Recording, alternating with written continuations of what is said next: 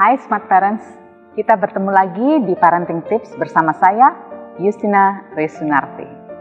Teknologi pada masa sekarang ini berperan penting dan sangat membantu di dalam setiap aspek kehidupan kita. Apalagi di masa pandemi seperti sekarang ini. Frekuensi dan durasi penggunaan gadget pasti tidak dapat dipungkiri semakin bertambah. Bahkan saat ini sekolah dilaksanakan masih secara virtual dan beberapa kantor juga masih bekerja secara work from home. Mungkin Smart Parents juga mengalami kebingungan bagaimana sih membatasi penggunaan gadget oleh anak saya. Berapa lama sih durasi yang dianggap berlebihan? Berapa lama sih yang dianggap wajar dan oke untuk anak-anak kita? Mau tahu caranya? Tonton terus video saya ini. Thank you.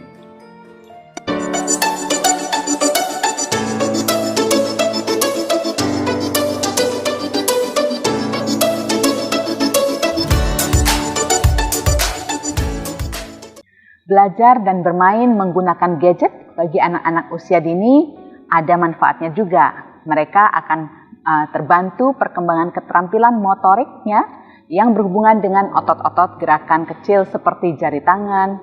Dan dengan mereka melakukan aktivitas ini, mereka lebih tahu penggunaan tangan dan jari tangan mereka dan menjadi sangat efisien di dalam waktu yang singkat. Selain itu, keterampilan kognitif anak-anak dalam mengolah informasi, menalar, dan mengingat akan berkembang lebih cepat. Apalagi saat ini sudah tersedia berbagai macam aplikasi belajar yang sangat menarik, seperti aplikasi interaktif dan program edukatif. Gadget membantu mengembangkan keterampilan belajar mereka dengan lebih cepat. Bermain dengan gadget menyenangkan bagi anak-anak saat mereka menggunakannya. Selain bersenang-senang, mereka juga dapat belajar memahami aspek sesederhana dari sebab dan akibat, aksi dan reaksi.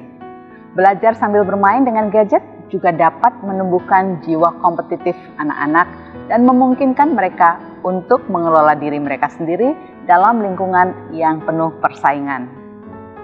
Kemajuan teknologi memiliki banyak manfaat, namun juga menimbulkan dampak yang negatif, khususnya pada perkembangan sosial anak-anak. Mereka yang memiliki kecenderungan adiksi gadget akan memiliki sifat antisosial dan sulit beradaptasi dengan lingkungan serta orang-orang yang ada di sekitarnya. Apa sih tanda-tandanya bila anak kita mengalami dampak negatif dari penggunaan gadget? Dampak serius akan muncul ketika orang tua merasa wajar dan normal memberikan gadget pada anak tetapi tidak mengatur batas penggunaan hariannya. Ini harus diperhatikan baik-baik ya.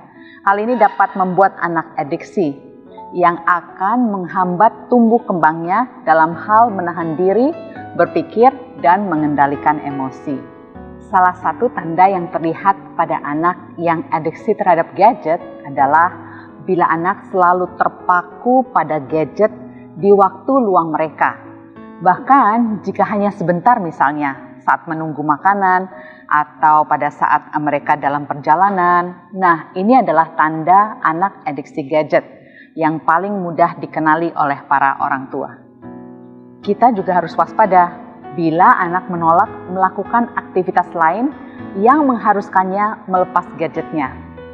Anak biasanya jadi malas bermain dengan temannya atau keluarga di rumah. Tak jarang jadi sulit untuk diminta mengerjakan aktivitas rutin seperti makan, mandi, atau melakukan tugas sekolahnya. Bahkan kadang mereka menolak untuk bepergian keluar rumah saat mereka sedang asik bermain dengan gadgetnya. Kesulitan untuk tidur juga menjadi salah satu tanda apabila anak adiksi gadget. Paparan blue light dari gadget telah banyak diteliti memiliki dampak terhadap kualitas dan kuantitas tidur anak.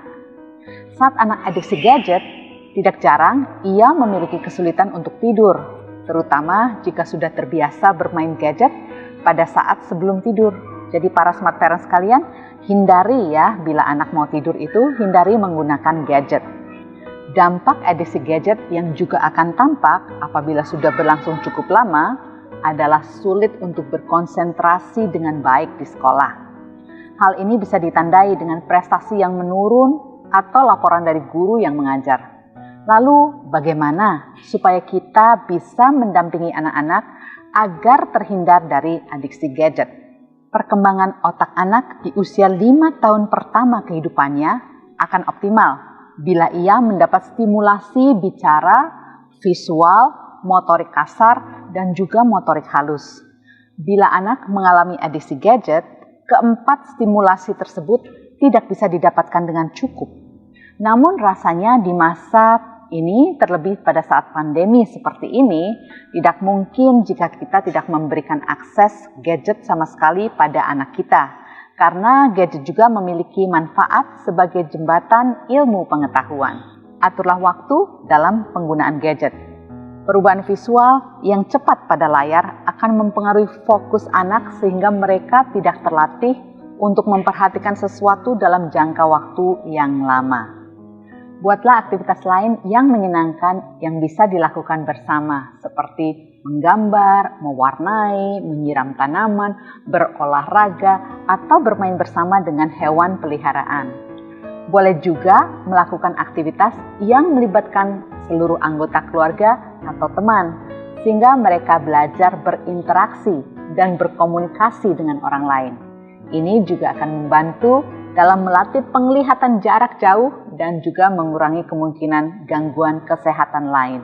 Healthy lifestyle atau menanamkan anak dengan gaya hidup yang sehat sejak dini sangat penting dalam proses tumbuh kembang anak.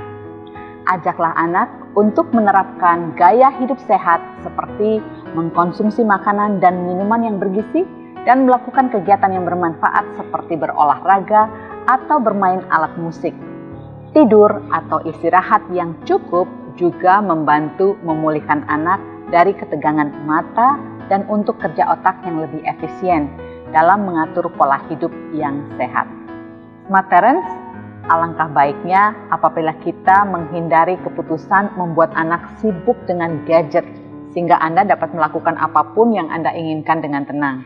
Hati-hati ya smart parents, nanti mereka adiksi. Berilah contoh budaya menggunakan gadget yang baik agar anak mengikuti kebiasaan yang kita lakukan. Anak akan belajar dari apa yang mereka dengar, apa yang mereka lihat, termasuk juga dengan kebiasaan kita orang tuanya. Sebisa mungkin kita tidak sibuk menggunakan gadget ketika kita sedang bersama dengan anak-anak kita. Dengan memberikan contoh budaya menggunakan gadget dengan baik, anak akan mengikuti kebiasaan yang kita lakukan. Selamat mencoba Smart Parents, walaupun gak mudah ya, tapi kita bisa mencobanya. Jika ada yang ingin bertanya atau sharing pengalaman tentang adiksi gadget pada anak, boleh banget komen di bawah ya. Ingat juga untuk subscribe, like, dan share. Terima kasih.